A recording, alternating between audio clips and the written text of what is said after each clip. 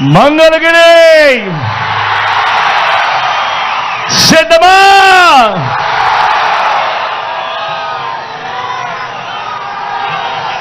దేవుడి దయతో ఈరోజు వాతావరణం కూడా కాస్త చల్లగా ఉంది.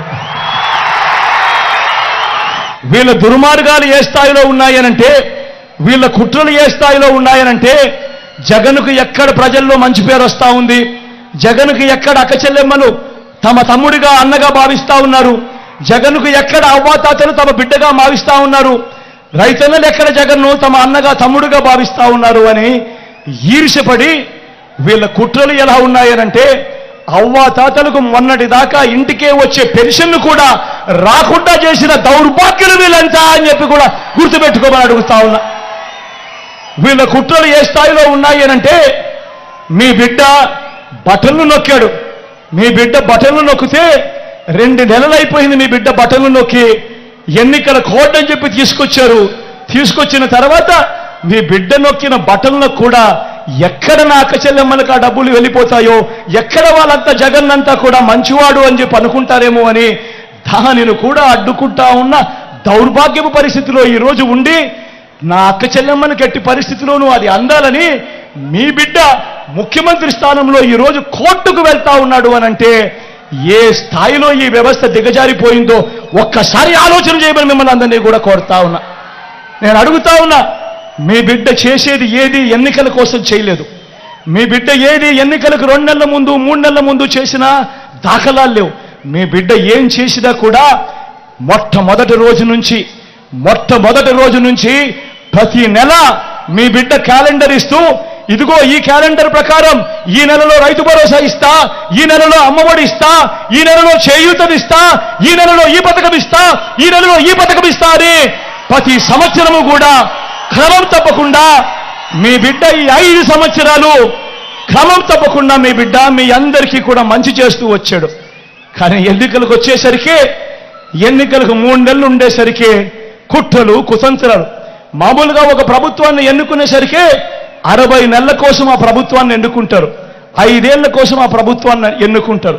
కానీ 57 నెలలకే మీ బిడ్డ ప్రభుత్వాన్ని వీళ్ళందరూ గొంతు పట్టుకొని పిసికేయాలి అని చెప్పి ఆలోచన చేస్తా ఉన్నారు అనంటే, ఇక్కడ గొంతు పట్టుకొని పిసికేది మీ బిడ్డ ప్రభుత్వాన్ని కాదు, గొంతు పట్టుకొని పిసికేది నా అక్క చెల్లెమ్మల గొంతుల్లో, నా అవ్వాతాతల గొంతుల్లో, నా రైతన్నల గొంతుల్లో, నా పేద విద్యార్థుల గొంతులను అని ప్రతి ఒక్కరూ కూడా గమనించవలసిందిగా కోరుతా ఉన్నా. ఈ విషయాలన్నీ మీ అందరికీ కూడా చెబుతూ, మీ అందరికీ నా చెల్లిని పరిచయం చేస్తా ఉన్నాను. లావణ్యమ్మ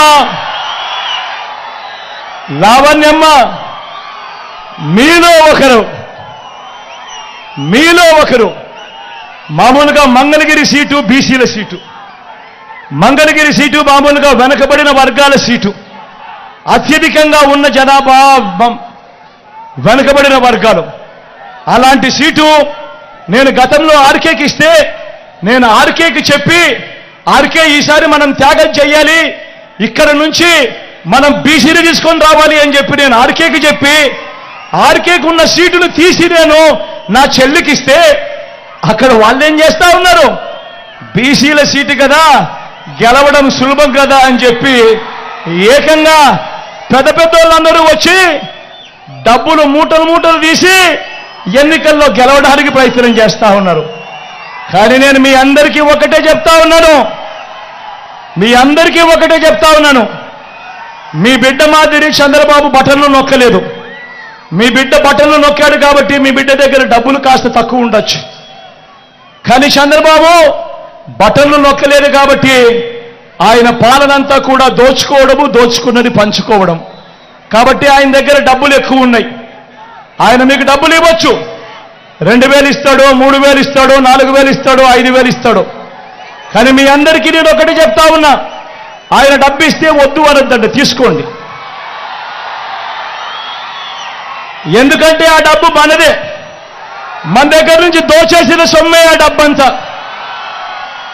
కానీ ఓటు వేసేటప్పుడు మాత్రం అందరూ గుర్తుపెట్టుకోండి, ఎవరి వల్ల మంచి జరిగింది, ఎవరు ఉంటే మంచి కొనసాగుతుంది అన్నది గుర్తుపెట్టుకొని ప్రతి ఒక్కరిని కూడా ఓటు వేయమని కోరుతా ఉన్నా.